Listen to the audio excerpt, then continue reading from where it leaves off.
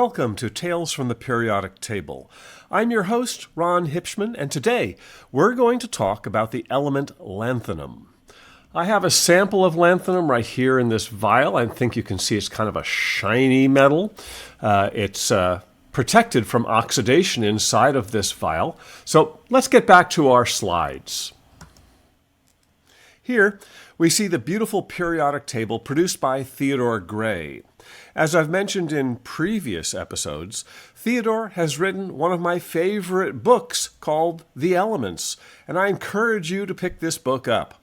Check out his fantastic website, periodictable.com. Lanthanum is the 57th element in the periodic table. Its atomic number is 57 because that's how many protons are in its nucleus, and that is what distinguishes it as a unique element. The discovery of lanthanum is long and tortuous, but let's get started using a slightly edited Wikipedia entry. By the way, please donate to keep Wikipedia online. In 1751, the Swedish mineralogist Axel Fredrik Cronstedt discovered a heavy mineral from the mines at Bastnäs. 30 years later, the 15-year-old Wilhelm Hisinger, from the family that owned the mine, sent a sample of it to Carl Scheele, who did not find any new elements within, despite his pioneering work with oxygen, molybdenum, tungsten, barium, hydrogen, and chlorine. In 1803, after Hisinger had become an iron master, he returned to the mineral with Jan Jacob Berzelius and isolated a new oxide, which they named Syria after the dwarf planet Ceres, which had been discovered 2 years earlier. Syria was simultaneously and independently isolated in Germany by Martin Heinrich Klaproth. Between 1839 and 1843, Syria was shown to be a mixture of oxides by the Swedish surgeon and chemist Carl Gustav Mosander, who separated out the two oxides, which he named lanthana and didymia, and is therefore credited with the discovery of lanthanum. Coincidentally, he lived in the same house as Berzelius. Mosander, however, only isolated lanthanum oxide. It's so complicated separating lanthanum from other rare earth metals, it wasn't until 1923 that the pure metal was produced. We'll briefly look at that in a few slides. One source of lanthanum is the mineral monazite. Monazite is a phosphate with lanthanum, cerium, and neodymium as substituting elements. It's usually found in the form of a sand with other constituents. India, Madagascar, and South Africa have large deposits of monazite sands. Another source of lanthanum is bastnäsite, which is a carbonate fluoride with lanthanum, cerium, or yttrium as substituting elements. These minerals are mined for many of the other rare earth elements as well, since they often occur together. In monazite and bastnäsite, lanthanum can be found in percentages up to 25% and 38% respectively. This mineral can be found in pure crystalline states that can be made into beautiful gems. Rare earth production, including lanthanum, has grown exponentially since the 1950s, doubling about every 15 years. Early on, production was small and scattered. The U.S. got into the game around 1965. China started producing 20 years later, in 1985, and has since dominated production. Let's expand and magnify production since 1994. Notice that the United States, the green areas, and Russia, the smaller magenta areas, turn down production and leave the game entirely in 2003 and 2005, respectively. However, in 2010, China drastically cut exports, coaxing the U.S., Myanmar, and Australia to start or restart production. China is still the 800-pound gorilla, producing almost 60% of the world's supply, but now there are other sources as well. The only rare earth mining and processing facility in the United States is the Mountain Pass Mine, 53 miles southwest of Las Vegas. The mine supplies almost 15% of the world's rare earth production. While this mine specializes in praseodymium and neodymium, they also extract lanthanum and cerium. Mosander named this element from the ancient Greek lanthanion, meaning to lie hidden, because it was so difficult to refine. His name for the element was, of course, lanthanum. Lanthanum metal is a soft, ductile, silvery metal that tarnishes to a black finish in the air. Lanthanum starts a new series for us because it belongs to a row of elements known as the rare earth elements or the lanthanides, since lanthanum is the first element in this periodic table extension. Technically, both scandium and yttrium are also included in this group, since they're both members of the same periodic table column. Both the lanthanide row and the actinide row below it actually fit in the two spaces after barium and radium, but if we displayed the table in this fashion, it becomes too long and unwieldy. As with most elements, the price varies widely with purity and the quantity you buy. The price of lanthanum hovered at $10 a kilogram or less until in 2010, as previously mentioned, China restricted rare earth exports, causing the price to shoot up to around $60 per kilogram. By 2020, the price had once again gone down to about $5 per kilogram, in large quantities. How rare is lanthanum? Throughout the entire universe, lanthanum is fairly uncommon, coming in as the 57th most abundant element by mass at 0.2%. At 54th, it has about the same abundance in the Sun. It's the 49th most abundant element in meteorites, 0.28%. Surprisingly common in the crust of the Earth, it's the 27th most common element, 34 milligrams for every kilogram of the Earth's crust. It's the third most common rare earth after cerium and neodymium.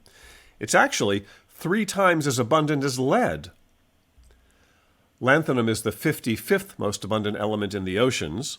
And lastly, it's not present in us at all.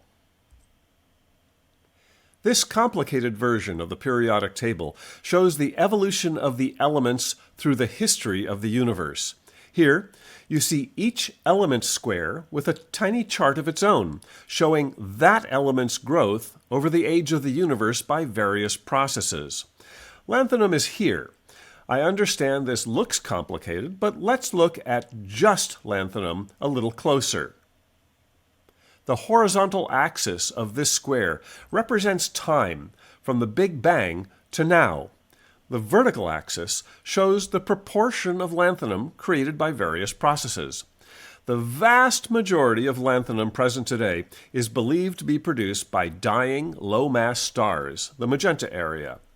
A tiny amount is produced in supernovae, the yellow area, and a very small portion that's almost invisible here, that green sliver on the top, is produced in neutron star mergers. Note, the lanthanum produced by dying low-mass stars, the magenta area, doesn't get started until a bit later. This is because low-mass stars exhaust their nuclear fuel much more slowly and last a long time before they start dying. Each element has many different forms. For each specific element, the number of protons in the nucleus is the same, 57 protons for lanthanum, but there can be different numbers of neutrons in the nucleus.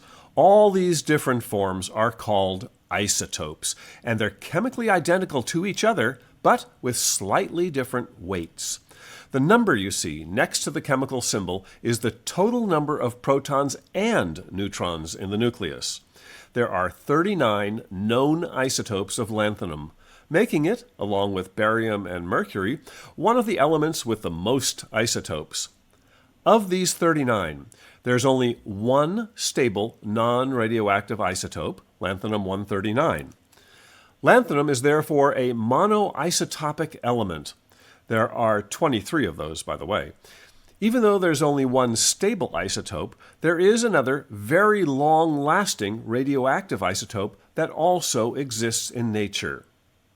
The stable lanthanum-139 isotope makes up almost all, 99.91% of all naturally occurring lanthanum, and the long-lived isotope, lanthanum-138, makes up the rest of the lanthanum in the universe.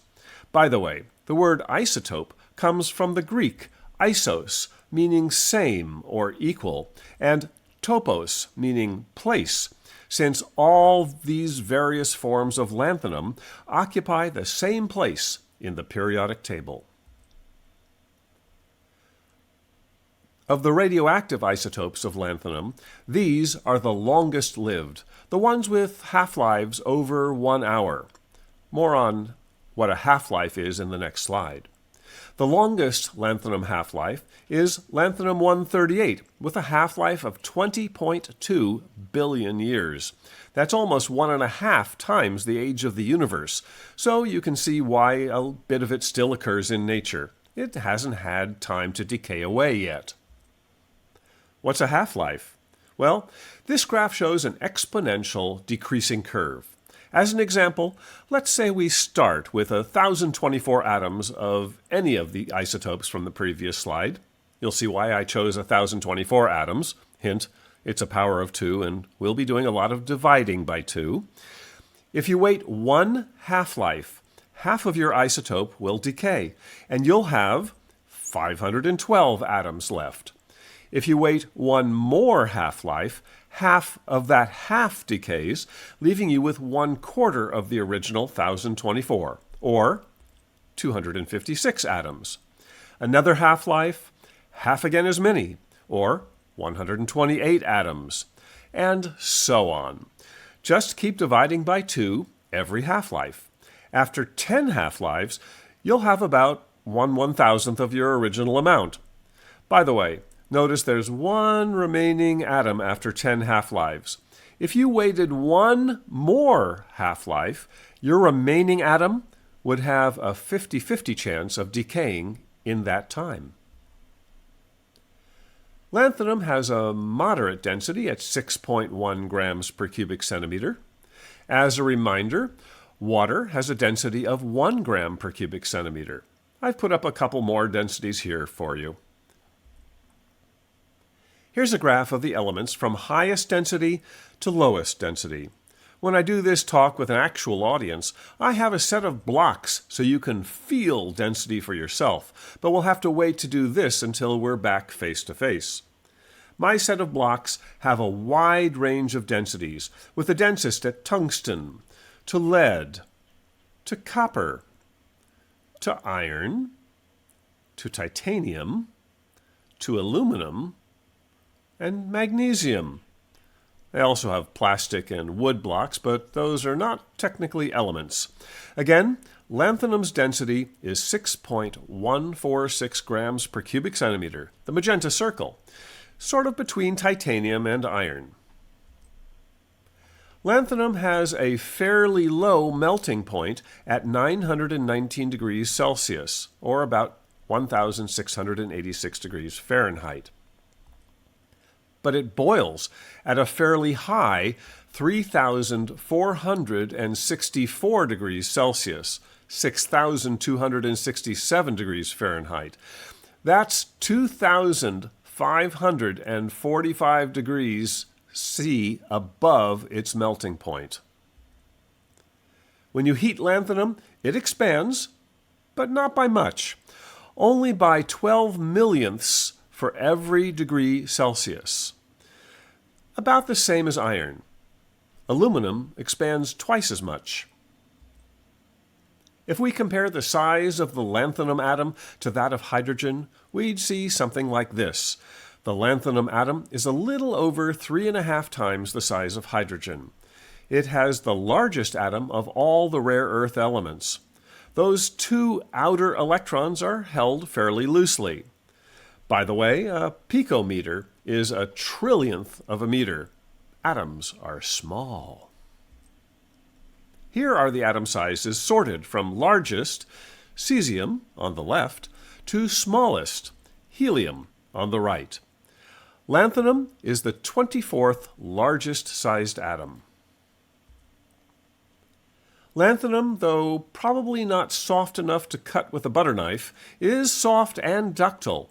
It comes in at 2.5 on Mohs scale of hardness, just slightly harder than pure gold. Here we see the elements arranged from hardest, boron, on the left, to the softest, cesium, on the right. Again, lanthanum is moderately soft, about the same as silver, gold, and zinc. Here's the periodic table of the spectra. Lanthanum has many emission lines across the entire spectrum.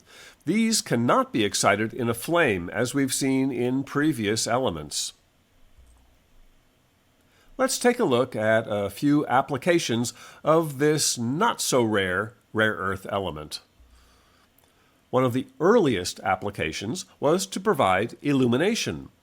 It was noticed that some elements give off more light when heated than other elements at the same temperature. This quality is called emissivity. Karl Auer von Welsbach noticed this. He incorporated various elements into cloth mantles by soaking them in a liquid slurry. After drying, those mantles were then draped around a gas outlet pipe. After the cloth burned away, the remaining flame-proof ash mantle still contained the high emissivity element and glowed brightly even at lower temperatures. These are still known as Welsbach mantles, and you may find them in gas-powered camping lanterns, though battery-powered white LED lanterns are rapidly replacing them, and for good reasons. You don't have to carry around flammable liquid fuel or propane gas canisters, and they don't give off noxious fumes, so you can use them inside your tent. Welsbach's invention was celebrated with a stamp in 1936, another one in 1954, and yet another in 2012, and a commemorative Austrian 25 euro Fascination Light coin in 2008. Oh, there's also a monument in Vienna. The plus lucis at the top of the monument translates to more light. How appropriate. Speaking of making light, carbon arc lamps use a mixture of rare earth elements to improve the light quality. This type of lighting, especially used by the motion picture industry for studio lighting and projection, consumed about 25% of the rare earth compounds produced until carbon arc lamps were phased out. The rare earths were placed in the core of the carbon rods and made them burn with a beautiful white-balanced light, perfect for film. You may have seen carbon arc light sources used in giant spotlights in front of store openings or movie premieres. This one's just a sad attempt to sell office supplies. No glamour there. Most carbon arc lamps have been replaced with short arc xenon tubes. These tubes last longer than the carbon rods, and there's no flames to worry about. About 25 to 45% of the alloy Mischmetal can be lanthanum. It also contains various percentages of other rare earths as well, up to 50% cerium, our next element in this series, up to 15% neodymium, and up to 10% other rare earth metals. Finally, iron, which is also somewhat sparky, is added to hold it all together and give it some strength. Mischmetal is also called ferrocerium. It's very sparky stuff. Let's take a closer look. Mischmetal is used in making lighter flints and the spark-producing metal in torch strikers like you see on the left. Another popular product with campers and survivalists are ferrocerium rods like you see on the right. Scraping them with a sharp metal edge results in a shower of very hot sparks capable of starting a fire. Mischmetal is pyrophoric, which translates to fire-bearing. Pyrophoric solids ignite in the air if they're finely divided into a powder and elevated in temperature by friction. The oxidized metal left behind from the sparks form tiny crystallized spheres that, when magnified with an electron microscope, look like they came straight out of a science fiction film. Let's look in slow motion at the scraping of a ferrocerium rod. Pretty impressive. The negative electrode, or cathode, of rechargeable nickel metal hydride batteries is a mixture of, metal hydrides, typically a rare earth Mischmetal hydride containing at least 50% lanthanum, plus some cerium, praseodymium, and neodymium. A mixture of rare earths works about as well as pure rare earths, and the Mischmetal mixture is much cheaper to produce because you don't have to refine the separate rare earth metals. Nickel metal hydride batteries power the Toyota Prius. About 10 to 15 kilograms of lanthanum, in the form of trivalent lanthanides, is used in making a single hybrid electric car. Most other modern electric cars use lithium-ion batteries. Sticking with cars for a moment, Toyota is also making a hydrogen fuel cell vehicle that generates its electricity directly from stored hydrogen and oxygen from the atmosphere. The only exhaust is water vapor. Storing hydrogen is a problem because of its flammable nature. Toyota stores it in high-pressure tanks, yellow in this X-ray view. Another method involves metal sponges that can absorb 400 times their volume in hydrogen and release it on demand. They have amazingly large surface areas to absorb the hydrogen. Some of those prototype metal sponge storage systems use lanthanum, but much less than the Prius nickel metal hydride battery system. Lanthanum is added to tungsten electrodes used in TIG welding and are good general-purpose electrodes for welding steel and stainless steel. The lanthanum in these rods allow you to increase the welding current 50% over pure tungsten electrodes. Lanthanum is only one element added to welding electrodes. These lanthanated electrodes range from 0.8% to 2.2% lanthanum oxides. In electron microscopes, like the one in this photo, beams of electrons instead of light are used to examine samples. Those electrons are given off by a hot cathode, magnified on the right. Often, it's made of lanthanum hexaboride or cerium hexaboride. Both of these substances easily emit electrons when heated, about 10 times as many as pure tungsten. And these electrodes last 10 to 15 times longer than pure tungsten electrodes. They're a bit more expensive, but they're generally considered to be worth it. They're also used in other industrial applications when you need a high current source of electrons, such as in electron beam lithography or free electron lasers. Small amounts of lanthanum, in the form of lanthanum chloride, are present in many pool additive products. It can remove the phosphates in water that feed algae. If you need to treat large bodies of water, like a lake, you might use the similar Phoslock to improve water quality. Phoslock is bentonite clay, a volcanic ash, treated to substitute in lanthanum ions for the normal calcium or sodium ions normally found there. The lanthanum ions bind to the phosphate ions in the water, removing them as a precipitate. Less phosphate, less algae, better water quality.